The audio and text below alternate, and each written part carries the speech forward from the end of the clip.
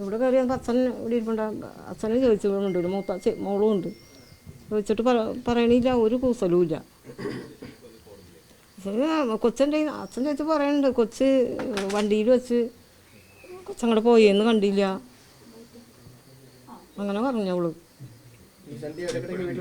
ആ വരും, എന്തെങ്കിലുമൊക്കെ പൈസയൊക്കെ മതി, വേറെ ഒന്നും വേണ്ട. അപ്പം ഞങ്ങൾ എന്തെങ്കിലും പൈസ എന്തെങ്കിലും വേണ്ടി കൊടുക്കും. എപ്പോഴും ഇല്ല, മാസത്തിലൊക്കെ.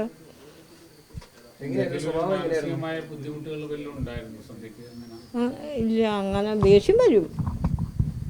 ദേഷ്യം വന്നാൽ ഭയങ്കര ഇതാണ്, അല്ലാണ്ട് വേറെ കുഴപ്പമൊന്നുമില്ല. ഇല്ല, അത് അങ്ങനെ കുഴപ്പമൊന്നുമില്ല. അവരിൽ നിന്നുള്ള ഒരു ബുദ്ധിമുട്ട് അവർക്ക് ഉണ്ടായുള്ളൂ. ഞങ്ങൾ ഈ ഇതിന് കൊച്ച് ഇനി ഇവിടെ ഇങ്ങോട്ട് വിടന്ത് പിള്ളേരെ ഇവിടെ അടുത്താക്കിക്കൊണ്ട് ഞങ്ങൾക്ക് അങ്ങനെ പോകാൻ പറ്റില്ല. അതുകൊണ്ട് ഇവിടെ ഡോക്ടറെ കാണിക്കണമെന്ന് പറഞ്ഞു. ദേഷ്യപ്പെടണമായിരുന്നോണ്ട് എന്തെങ്കിലും പറഞ്ഞാൽ അവൾ ദേഷ്യപ്പെട്ട് ഭയങ്കര ഇതാണ് അമ്മോടൊക്കെ. ഇവിടെ അങ്ങനെയൊന്നും ഉണ്ടായില്ല, അത്രയും കുഴപ്പമില്ല. അങ്ങനെ ഭയപ്പെടുത്താൻ ശ്രമിച്ചു എന്നൊക്കെ പറയുന്നുണ്ട്. ഐസ്ക്രീമോ അങ്ങനെ കഴിക്കരുതെന്നൊക്കെ പറഞ്ഞിരുന്നു. അങ്ങനെ ഒന്നുമില്ല. അതെന്തെങ്കിലും ഈ അമ്മയല്ലേ എന്തെങ്കിലും വടിയോ കൊച്ച് അടിക്കും. ചില ആളുകളൊക്കെ പറയുന്നത് മുൻപും മോളെ ഭയപ്പെടുത്താൻ ശ്രമിച്ചിരുന്നു സന്ധ്യ എന്നൊക്കെ പറഞ്ഞു. അങ്ങനെ ഇല്ല. ഞങ്ങള് വരും. എന്താ ഉണ്ട്. അത് ഇത് ഭർത്താവ് ഇച്ചിരി കുടിക്കുകയൊക്കെ ചെയ്യും. പിന്നെ ഈ തല്ലും പഴക്കും എന്തെങ്കിലും പറയുമ്പോൾ അങ്ങനെ ഉള്ളതാണ്. അവൻ സ്നേഹത്തിലല്ല. ആ തല്ലും, ഇങ്ങനെ കുരക്കിന് പിടിക്കും, അങ്ങനെ പിടിക്കും, ഇവിടെ കന്നത്തടിക്കും. അങ്ങനെ ഇത്തിരി വെള്ളവും കുടിക്കും ആള്. ആ പറയാനോ തല്ലൂന്നൊക്കെ പറയുള്ളൂ.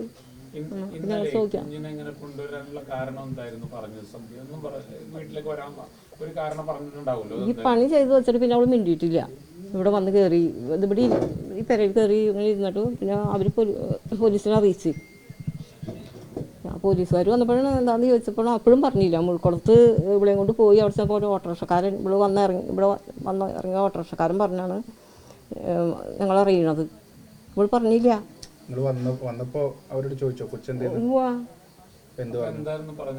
പറഞ്ഞത് കൊച്ചിനെ എനിക്ക് ഓർമ്മയില്ലാന്ന് പോലീസുകാരോട് പറയുന്നു.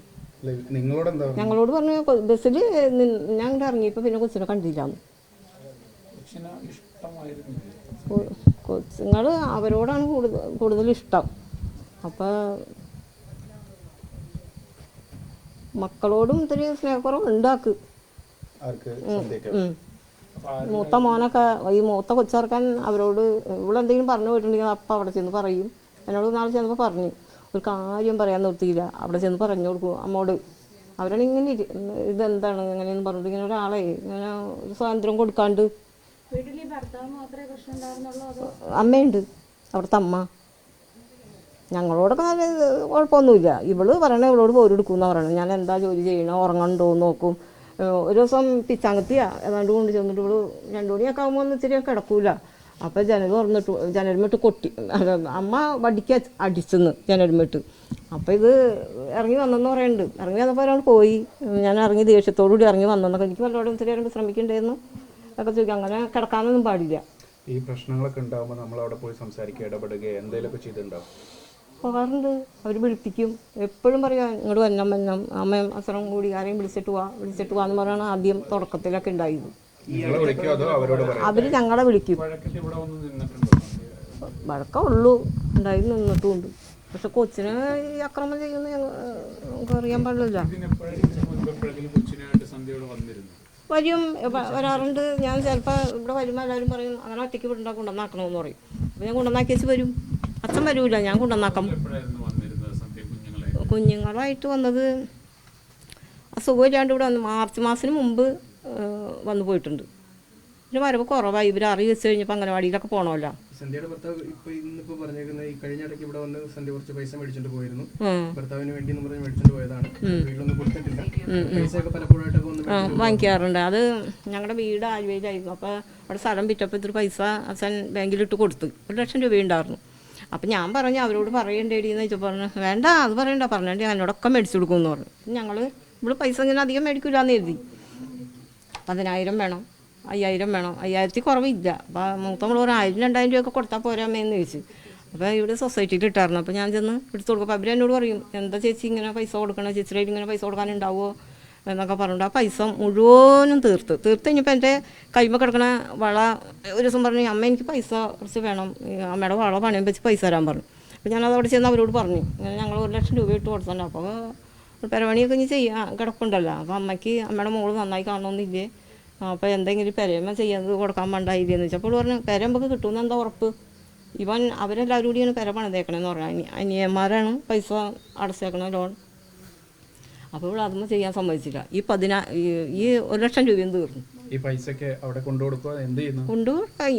വീട്ടു സാധനങ്ങൾ മേടിക്കും, ഇവൻ ഗ്യാസിന് പൈസ കൊടുക്കും, പിന്നെ എന്തൊക്കെയാന്ന് ഞങ്ങൾ ഈ 5,000 വെച്ചൊക്കെ കൊണ്ടുപോയി ഇങ്ങനെ തീർത്തപ്പോൾ 50,000 പറഞ്ഞു അതോടൊക്കെ എടുക്കട്ടെ, ഞങ്ങൾക്ക് വില മരുന്നൊക്കെ വാങ്ങാമല്ലോ അവിടെ കിടന്നോട്ടെ ഇരുന്നോട്ടും സമ്മതിച്ചില്ല. 1,00,000 തീർന്നു. അത് കഴിഞ്ഞപ്പോഴാണ് ഇവളിങ്ങനെ പിന്നെ ഇവിടെ പൈസ കൊടുക്കാനില്ലല്ല. സന്ധ്യ കുഞ്ഞുങ്ങളെ കൊന്ന് ആത്മഹത്യ ചെയ്യുന്നു അങ്ങനത്തെ വല്ല സംഭവങ്ങളോ വർത്തമാനങ്ങളോ വല്ല ഉണ്ടായിട്ടുണ്ടോ? അങ്ങനെ ഈ കൊച്ചെറുക്കനെ കറി വെച്ചാൽ പിന്നെ അങ്ങനെ ഒന്നും പറഞ്ഞിട്ടില്ല. പിന്നെ ഇവനും ഈ അമ്മയായിട്ട് ചേർന്ന് പോകില്ല, അത്ര ഉള്ളൊരു കുഴപ്പമാണ്. ഇവർ തമ്മിൽ വ്യത്യസ്ത പ്രശ്നങ്ങളൊന്നുമില്ല ഈ സുഭാഷും സന്ധ്യയൊന്നും? പോവാ അതല്ലേ വെള്ളം അടിക്കും തല്ലുകൊടുത്തോണ്ട് എന്തെങ്കിലും ജോലിയൊക്കെ എടുത്ത് നടക്കും, വീട്ടുപണിയൊക്കെയാണ് അതൊക്കെ എടുത്ത് നടക്കുമ്പോൾ പുറത്ത് ജോലിക്ക് പോകാൻ പാടില്ല.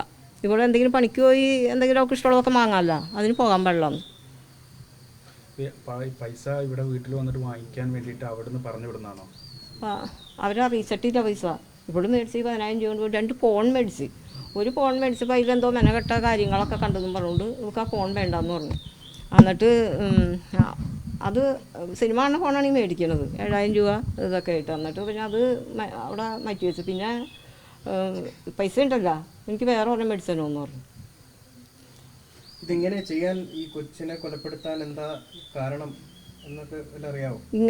ഞങ്ങൾക്ക് അറിയാൻ പറ്റിയിട്ടൊരു കാര്യമില്ല. എന്താ ഒരു സംശയം? അവിടെ പോരാളികളുണ്ട്, അതിൻ്റെ ഒക്കെ വല്ലതൊന്നും ഒന്നും ചോദിക്കാൻ പറ്റിയില്ല. അമ്മയുടെ അത് ഒരു ഭയങ്കരമാണെന്ന് അവള് പറയുന്നുണ്ട്. ഈ കുട്ടിയെ നഷ്ടപ്പെട്ടതോ അല്ലെങ്കിൽ കുട്ടിയെ ഇങ്ങനൊക്കെ അവര് കൊലപ്പെടുത്തി എന്നുള്ള കാര്യം എന്തെങ്കിലും പറഞ്ഞു? ഇല്ല, പറഞ്ഞില്ല. ഒരു ഘട്ടത്തിലും പറഞ്ഞില്ല. ഇല്ല. അപ്പോഴേക്കും പോലീസുകാർ വന്ന് പിന്നെ ഞങ്ങൾ ചോദിച്ചും കൊണ്ട് വെള്ളം എന്തോരം നേരം ചോദിച്ചു വേണ്ടിയില്ല. അവള് ഇങ്ങനെ തലയും കൊമ്പിട്ട് ഇങ്ങനെ ഇരിക്കും, ഒന്നും പറഞ്ഞില്ല.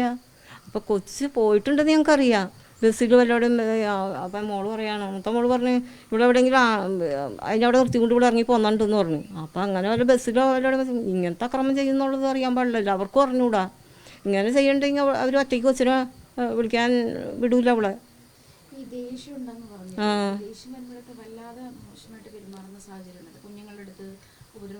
തല്ലൊക്കെ ചെയ്യുമായിട്ട് നിങ്ങളെ ഈ ഫോണടിച്ച് പൊട്ടിച്ചല്ല, ഫോണടിച്ച് പൊട്ടിച്ച്. അപ്പോൾ ഒരു ഫോൺ പൊട്ടിച്ച് 2 ഫോണും പൊട്ടിച്ചാണ് ഇവിടെ കൊണ്ടുവന്നേ അവള്. ഇതെന്താണെന്ന് വെച്ചപ്പോൾ കൊച്ച് പറഞ്ഞ് ഞാനും അമ്മയും കൂടി ചെയ്താണെന്ന് ഇങ്ങനെ പറയുന്നുണ്ടായിരുന്നു. എന്നിട്ട് പിന്നെ അത് ചില്ല് പൊട്ടിച്ച് വെച്ചേക്കണ് 2ൻ്റെയും. ഈ കുട്ടികളായിട്ടൊക്കെയാണല്ലോ ഇവിടെ 2 പിള്ളേരും വരാറുണ്ടോ? അങ്ങനെ വന്ന് നിൽക്കൂല, അവർ വിടൂല. ഈ കുട്ടികളും അമ്മയും തമ്മിൽ ഇപ്പൊ ഇവിടെ വരുമ്പോ കളിച്ചിരിയോ? പിന്നെ അമ്മയോടൊക്കെ എങ്ങനെയാ? അമ്മയോട് അവർക്ക് ഇഷ്ടക്കുറവുണ്ട്. നിങ്ങളോട്? എന്നോട് കുഴപ്പമില്ല, ഞങ്ങളോട് എല്ലാവരോടും ഇഷ്ടമാണ്. കളിച്ചിരിയൊക്കെ അടുത്തൊക്കെ വരുള്ളൂ. എന്താ സന്ധ്യാമ്മന്ന് അമ്മേനെ വിളിക്കണേ. അങ്ങനെ എന്തുണ്ടെങ്കിലും അവരോടും പറഞ്ഞു കൊടുക്കുക. അവിടുത്തെ അവരുടെ ശാസ്ത്രന്മാർ ഒക്കെ കൊച്ചെന്നാണ് വിളിക്കണേ. അങ്ങനെ കാര്യങ്ങളൊക്കെ പറയും ഞങ്ങളോട്. എന്നിട്ട് ഒരുപാട് നാളായി മൂത്ത കൊച്ചേ. പോലീസ് ഇന്നലെ വന്നപ്പോൾ സന്ധ്യ ഈ കാര്യങ്ങൾ ചോദിച്ചപ്പോൾ എന്തെങ്കിലും സന്ധ്യയുടെ റിയാക്ഷനോ അല്ലെങ്കിൽ ഒരു പരിഭ്രമോ അങ്ങനെ എന്തെങ്കിലും ഉണ്ടായിരുന്നു? അങ്ങനെയൊന്നും കാണിക്കാറില്ല. കൊച്ചെന്ത് ചെയ്തെന്ന് വെച്ചപ്പോൾ എനിക്കറിയാം, ഞാൻ ഓർക്കണില്ലാന്ന് പറഞ്ഞു. പോലീസിനോട് ഓർക്കണില്ലാന്ന് പറഞ്ഞു. നിന്റെ കൂടെ എൻ്റെ കൊച്ചവിടെ നിന്ന് നീ ഓർക്കണില്ലേ എന്ന് പറഞ്ഞു. എനിക്ക് പറയാൻ പറ്റണില്ല, ഓർക്കണില്ല അങ്ങനെ പറഞ്ഞു. അപ്പോൾ ഇവിടെ ഈ മുഖഭാവം കൊണ്ട് മനസ്സിലായി